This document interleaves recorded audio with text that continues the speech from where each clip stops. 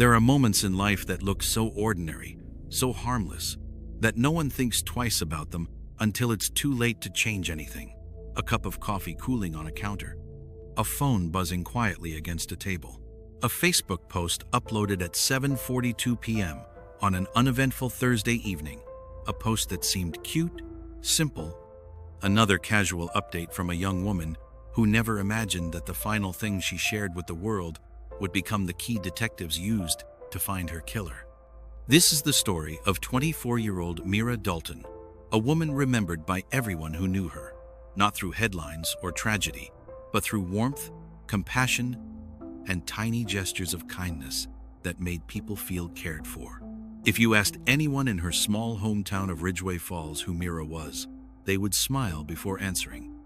They always began with the same word: sweet, not naive, not fragile, just genuinely good. Born on January 8, 1999, Mira grew up in a renovated white farmhouse on Old Mill Road, surrounded by apple trees and long golden fields that stretched into the horizon.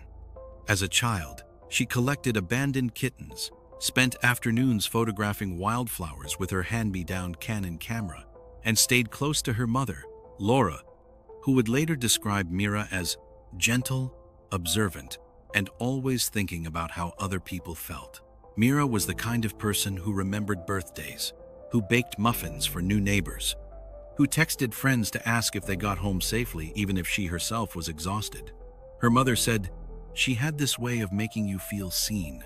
Even when she was the one hurting, she asked how you were doing." That was who Mira was. Quiet, thoughtful, a listener more than a talker. A young woman who didn't just exist in the world, but tried her best to soften it for others. By her early 20s, Mira was studying social work at Ridgway Community College. She worked part-time at Maple and Pine Bakery, a cozy little coffee shop known for caramel lattes, oversized blueberry muffins, and the hand-painted chalkboard menu Mira updated every week. Customers remembered her as the barista with the soft smile, the girl who drew tiny hearts in the foam of lattes for regulars. She planned to eventually work with children struggling with trauma or loneliness, kids who needed someone patient, someone who could listen the way she always had. Her friends described her as introverted but deeply affectionate. Her childhood friend Kira said, "She wasn't loud, she wasn't flashy, but she loved deeply, and she trusted deeply too." It was that trust, that openness to people, that would lead her into the orbit of a man who saw kindness not as something to cherish, but something he could consume, control, and eventually destroy. His name was Adrian Lowe, a 29-year-old mechanic known in Ridgway Falls for his skill with engines, his quiet demeanor, and his quick temper, a combination that made people either admire him or avoid him entirely. Mira met Adrian on June 11, 2021, inside Thornton's hardware store. She was looking for a tripod for her camera, and Adrian, who had once worked there part-time, offered assistance.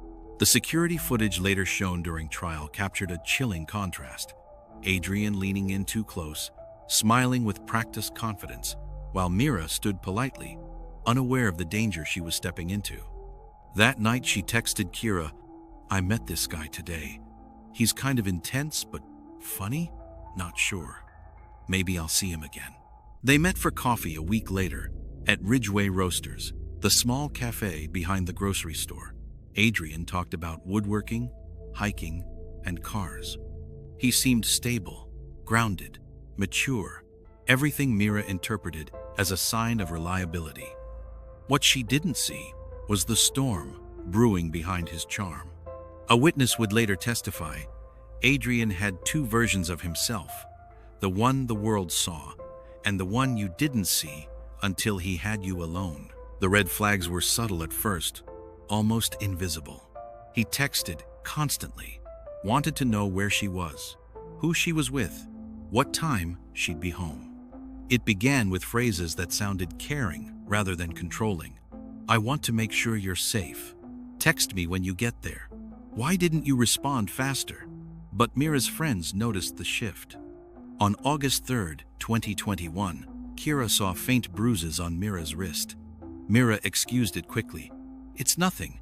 Adrian just grabbed me too hard when he got excited." He didn't mean it. A month later, she confided in her brother, Luke, texting him. "He gets mad over small things, says he loses himself, but he always apologizes after. I don't know.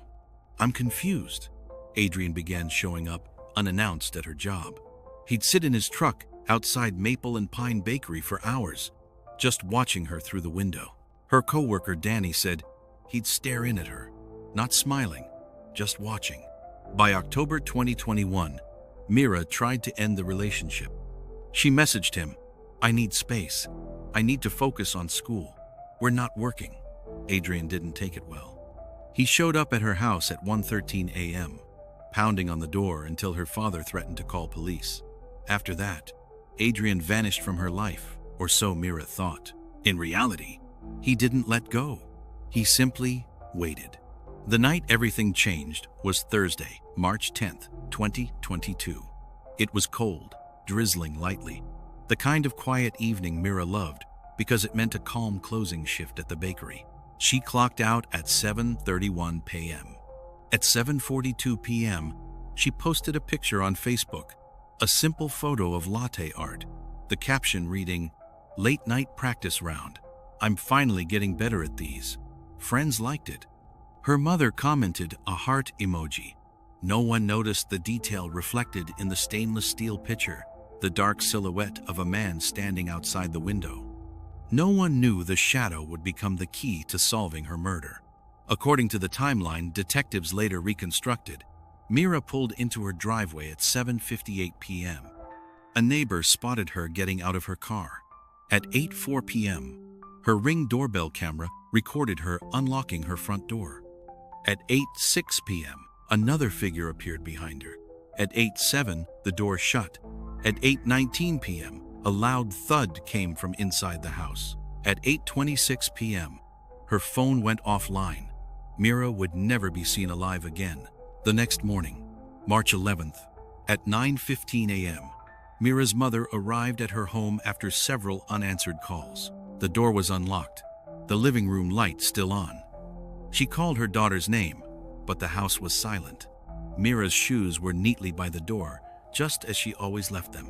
Her bag was on the chair. Her jacket hung on the hook, but the tranquility of her tidy home clashed sharply with the terror that followed. In the kitchen, a mug lay shattered on the floor. The table was overturned. Mira's phone, her lifeline, lay smashed on the counter. Detectives later determined Mira entered her house, unaware Adrian was behind her. He forced his way inside before she could lock the door. A violent struggle unfolded in the kitchen. Adrian subdued her within minutes and carried her out the back door to his truck. He took her to a remote woodworking shed he sometimes used deep inside the woods of Black Hollow Road. Her body wouldn't be discovered for 4 agonizing days. Detective Rowan Hayes, leading the Ridgeway Falls Police Department investigation, recalled, "From the moment we saw the broken mug and the smashed phone, we knew we had a kidnapping." Detectives interviewed family, co-workers, and neighbors. One name kept resurfacing: Adrian Lowe. When detectives visited Adrian's home at 2:40 p.m. on March 11th, he wasn't there. Neither was his truck. His landlord said he left early this morning, seemed nervous, kept checking the street. A bolo was issued. Detectives combed through Mira's digital activity, and on March 13th, forensic analyst Clara Newman noticed something odd in Mira's final Facebook post. When zooming in and enhancing the reflection on the stainless steel milk pitcher, a faint silhouette appeared. A broad-shouldered man wearing a dark jacket. Even more telling was the faint edge of a tattoo on the neck, one that matched Adrian's DMV photo almost perfectly. Clara said, "You could see his outline, his build, even the tattoo. It was him. He was there." The Facebook post became the pivotal clue they needed. Using cell tower pings from Adrian's phone, detectives traced his movement toward a wooded area near Black Hollow Road. On March 14th at 7:12 p.m., search teams located Adrian's truck hidden near an old logging trail. Footprints and drag marks surrounded the vehicle. A set of keys were half buried in mud. Inside a nearby shed, they found Mira. The medical examiner estimated she died late on March 11th. She suffered blunt force trauma and strangulation. Her hands were bound with nylon rope. Her hair was still braided from work. A bruise covered her left cheek. Detective Hayes later said, "When we found her, we stood completely still. It felt like the whole forest stopped. She didn't deserve this. She fought hard." The next morning, Adrian was arrested at a motel in Dunford County, 42 miles away. He had dyed his hair, shaved his beard, and was preparing to leave the state. When interrogated, Adrian first denied knowing anything. Then he changed his story. Then he blamed Mira. At one point he said, "She made me feel invisible. She pushed me away. I just wanted to talk." His words chilled detectives. His behavior was cold, detached, almost bored. The transcript became a crucial piece of evidence. As detectives tore into Adrian's past, disturbing patterns surfaced. 2 former girlfriends had filed restraining orders, citing stalking, threats, violent outbursts, and obsessive behavior. One wrote, "He told me he'd follow me forever, that he'd be in the shadows." Another testified during trial, "He watches you, he waits, then he snaps." Adrian had been arrested for assault in 2016, but the victim moved out of state and charges were dropped. In his apartment, detectives found journals outlining obsessive thoughts, violent fantasies, and notes tracking Mira's routines: what time she left for work, when she came home, whom she talked to, even the routes she preferred to drive. He kept lists titled "Ways She Could Learn" and "Things She Does That Make Me Angry." His obsession had been festering long before Mira ever knew him. The trial for State of Westmont versus Adrian Lowe began on January 9th, 2023. The prosecution's evidence was overwhelming: DNA from the shed, surveillance footage from Mira's home, the enhanced Facebook photo, cell tower data, and chilling testimonies from Adrian's prior victims. The courtroom went silent when the Facebook reflection was shown. The faint silhouette on the picture, captured unintentionally, had solved the case. Mira's mother cried quietly. Her brother held her hand tightly. When Adrian took the stand, he showed no remorse.